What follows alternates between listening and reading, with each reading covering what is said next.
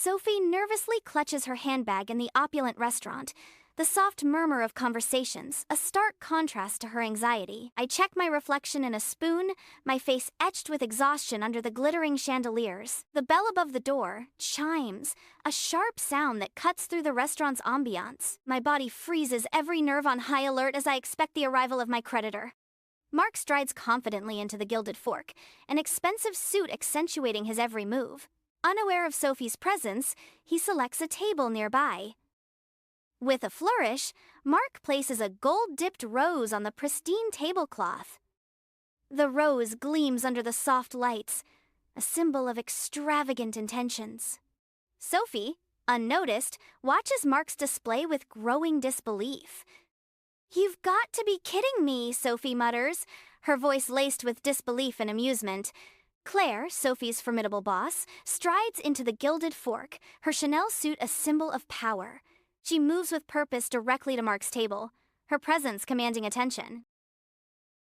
"Mark, darling," she greets, her voice a velvet steel that cuts through the air. Mark responds, "The monastery was a desert without your light." Sophie cringes. In the opulent Gilded Fork, Sophie's phone buzzes, a stark reminder of looming debts. Claire's phone chirps with a pleasant notification, pulling her attention from the gilded surroundings. Claire's eyes dart around, landing on Sophie, who is awkwardly hidden behind a large menu.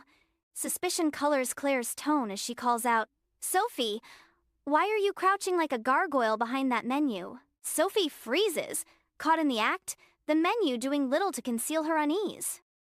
Inside the Gilded Fork, Sophie, flustered, blurts, "Hi, Claire. Funny story. I am here to pay back my loan to Apex Holdings." Claire's cold gaze intensifies. "I am Apex Holdings, Sophie. I bought your debt 6 months ago." Mark's shock pierces the air as he shouts, "Sophie, you work for Claire? This is the crazy stalker X!" Sophie's face pales as Mark exposes the tangled web of their connections and her secret. Inside the Gilded Fork, Sophie's eyes blaze with fury. As she storms toward Mark, her voice shaking with suppressed rage. Sophie's voice escalates, her words cutting through the air like shards of glass, aimed directly at Mark. "The spiritual journey? You mean the trip to Bali with my rent money?" Sophie's accusation hangs heavy. Sophie reveals the betrayal. "Claire, he went to a beach club with a girl named Tiffany." Claire remains unfazed amidst the emotional storm, her expression betraying no reaction to Sophie's outburst. The tension in the room thickens as Mark stands silently, the weight of Sophie's accusations pressing down on him. Claire's eyes gleam with cold triumph under the soft lights of the Gilded Fork. She plucks the gold rose from the table, its metallic sheen a subtle threat.